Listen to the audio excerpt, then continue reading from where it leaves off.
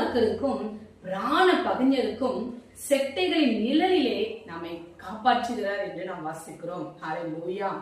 பிரியமானவர்களே, செட்டை நிழல் என்று யோசிக்கும் போது தாய் பறவை தன்னுடைய குஞ்சுகளை எப்படி காப்பாற்றுகிறதோ அப்படி தேவன் நம்மை காப்பாற்றுகிறார்.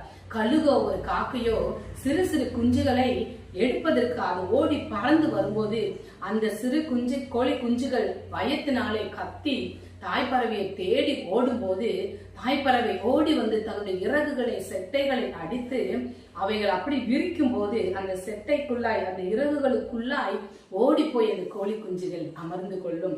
அவை அப்படியே அவற்றை அதை மூடி பாதுகாத்து விடும். அது அந்த கோழி கொடுக்கிற ஒரு சத்தத்திலே இந்த கழுகும் காக்காவா இருந்தாலும் அங்கிருந்து பயந்து ஓடிவிடும். பிரியமானவர்களே, அப்படி அந்த கோழி தன் குஞ்சுகளை பாதுகாக்கிறது போல தேவன் தன் செட்டை நிலையில் நம்மை பாதுகாக்கிறார். தேவன் நம்ம உள்ளங்கையிலே வரைந்து இருக்கிறார்.